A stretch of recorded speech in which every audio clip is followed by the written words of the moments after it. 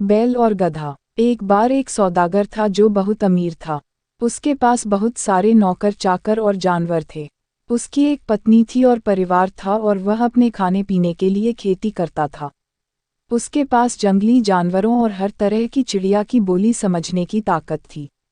अपने मरने के समय तो वह अपनी इस ताकत को किसी को भी भेंट कर सकता था, पर अपने जीते जी वह इसे किसी को बता नहीं सकता था, नहीं तो वह मर जाता। इसलिए उसने इस बात को किसी को बताया नहीं था, सबसे छिपा कर रखा हुआ था। एक दिन वह अपने नौकरों के साथ बैठा हुआ था और उसके बच्चे उसके आसपास खेल रहे थे। उसने बैल को गधे से कहते सुना, तुम्हारे नीचे सब साफ और ताज़ा रहता है। लोग तुम्हारी नौकरी में लगे रहते हैं। वे तुमको साफ छना हुआ बाजरा खिलाते हैं, पीने के लिए साफ पानी देते हैं। जबकि मेरे साथ ऐसा नहीं है। वे मुझे काम के लिए बीच रात में भी ले जाते हैं। मेरे गर्दन पर जुआ रखते हैं और मैं सुबह से शाम तक जमीन जोतते जोतते थक जाता हूँ। उसके बाद भी वे मुझसे अच्छा बर्ताव नहीं करते। मुझे एक बाड़े में बंद कर देते हैं और मेरे सामने वे मिट्टी मिला भूसा और दाना फेंक देते हैं। फिर मैं तो धूल मिट्टी में पड़ा रहता हूँ जबकि तुम साफ जगह रहते हो।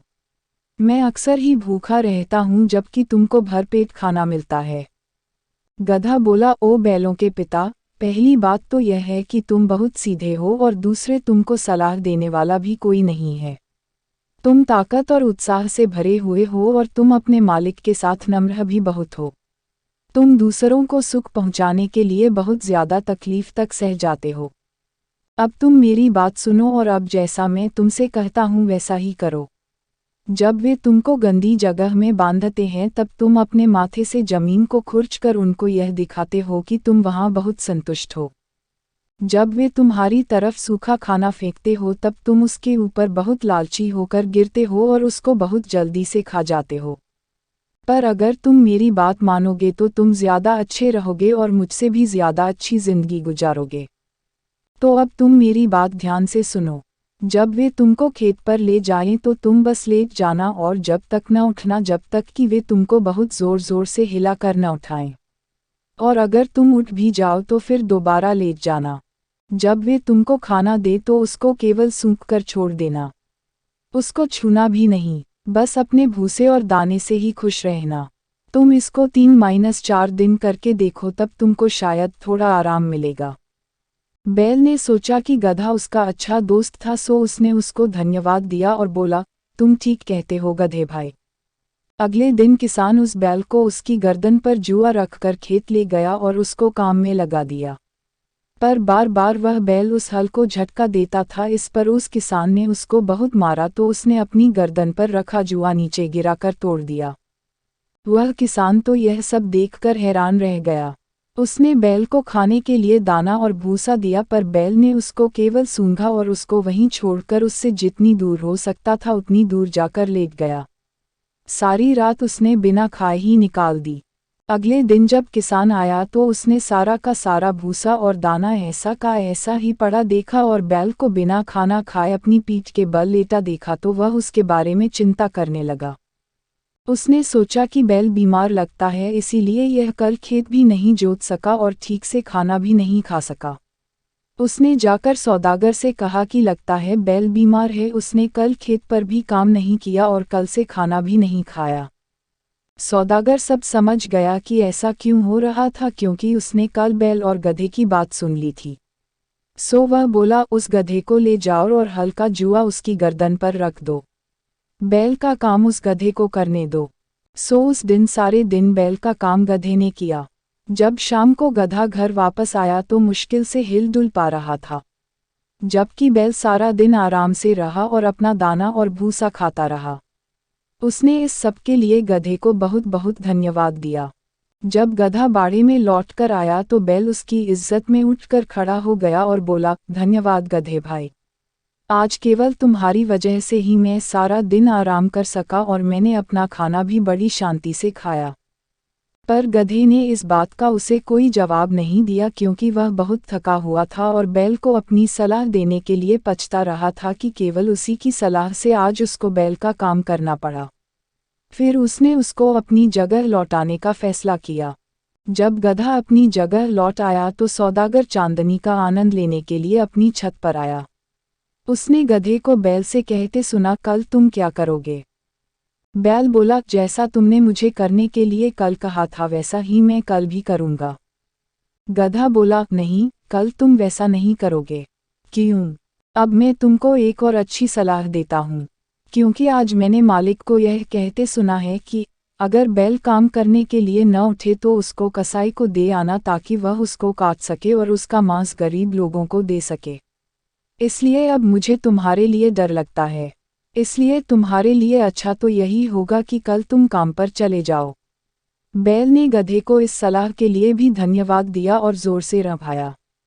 अगली सुबह वह सौदागर अपनी पत्नी के साथ उस जगह गया जहां वह बैल बंधा हुआ था। तभी किसान उसको खेत पर ले जाने के लिए वहां आया तो उसका रोज का सा बर्ताव देखकर वह एक बार फिर आश्चर्य में पड़ गया। यह देखकर सौदागर इतनी जोर से हंसा कि वह तो लेट सा ही गया। उसकी पत्नी ने पूछा, तुम इतना क्यों हंस रहे हो जी?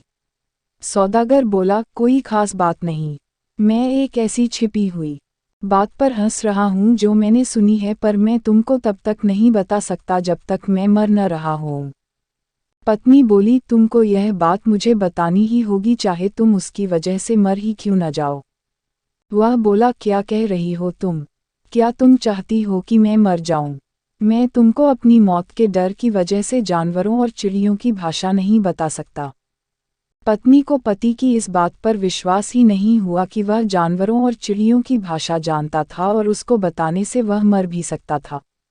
इसलिए वह बोली, अल्लाह कसम, लगता है कि तुम मुझसे झूठ बोल रहे हो। तुम मेरे ऊपर हंस रहे हो, और क्योंकि तुम मुझे बता नहीं रहे हो इसलिए मैं अब तुम्हारे साथ नहीं रहने वाली। मैं जा रही हूँ। और उसने रोना शुरू कर दिया। सौदागर बोला, क्या हो गया है तुम्हें? कम से कम अल्लाह से तो डरो और मुझसे कोई और सवाल मत पूछो। पर तब तुम मुझे यह तो बताओ कि तुम हंस क्यों रहे थे? वह बोला, जब मैंने अल्लाह से जानवरों और चिड़ियों की बोली समझने की प्रार्थना की उस समय मैंने कसम खाई थी कि मैं अपना यह भेद मरते दम तक किसी को नहीं बताऊंगा। पर उसकी पत्नी तो कुछ सुनना ही नहीं चाहती थी।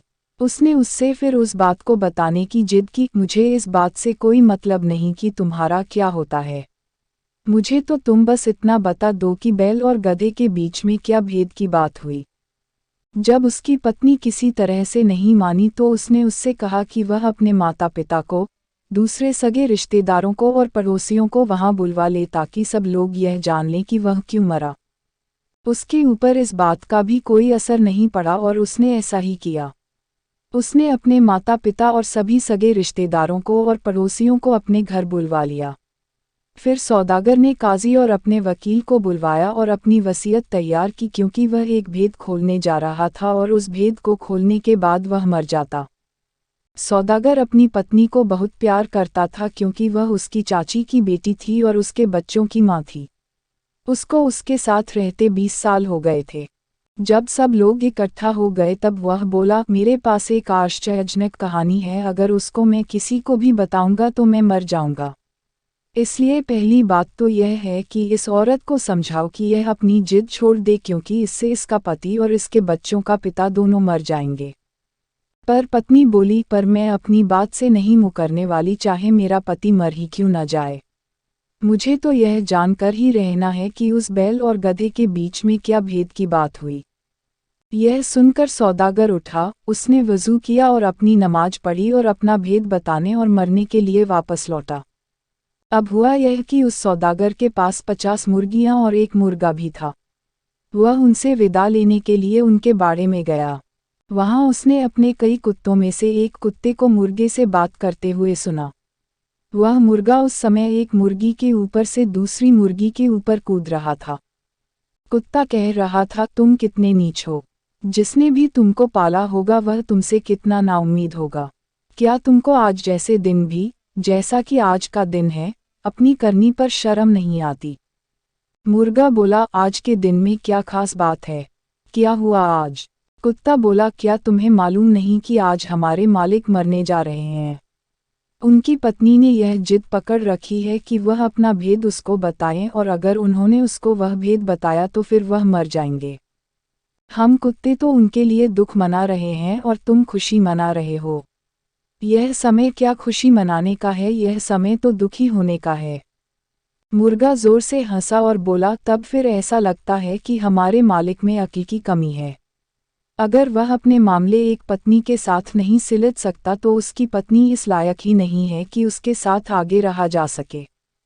मुझे देखो, मेरे पास 50 मुर्गियां हैं। मैं एक को खुश करता हूँ तो दूसरी को छेड़ता हूँ, एक को भूखा रखता हूँ तो दूसरी को ज्यादा खिलाता हूँ। और मेरे शासन में सब मुर्गियां मेरी बात मानती हैं। वह बेवकूफ़ है जो एक पत्नी को भी ठीक से नहीं रख सकता। इस पर कुत्ता बोला, पर तुम क्या सोचते हो कि इस समय उसको क्या करना चाहिए? मुर्गा बोला, उसको शहतूत के पेड़ की कुछ डंडियां लेनी चाहिए और उसकी पीठ पर उसको उससे रोज मारना चाहिए जब तक कि वह रो रो कर यह न कहने लगे, मेरे स्वामी, मुझसे गलती हो गई।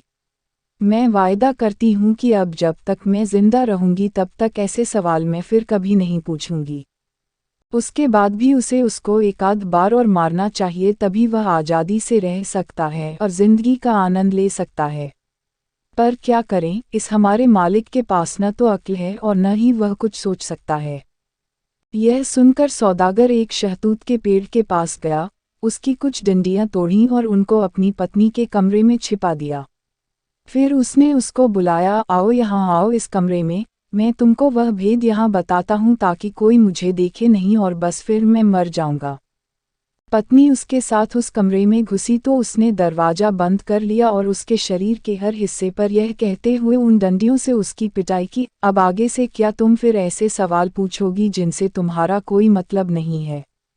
वह उसको तब तक मारता रहा जब तक वह मार खा खाकर बेहोश नहीं हो गई। और जब तक वह उसे मारता रहा वह बार बार यही कहती रही, मैं सच कहती हूँ, मैं अब आपसे कोई सवाल नहीं करूँगी। मुझे छोड़ दीजिए, मैं अब आपसे कुछ नहीं पूछूंगी। फिर पत्नी ने पति के हाथ और पैर दोनों चूमे और दोनों उस कमरे में से बाहर आ गए। अब वह एक बहुत ही अच्छे स्वभाव की औरत बन गई थी, जैसी कि उसको होना चाहिए था। पत्नी के माता पिता अपने दामाद को जिंदा देखकर बहुत खुश हुए और सौदागर ने इस तरह से मुंगेर से अपना घर चलाना सीखा। फिर वे मरते दम तक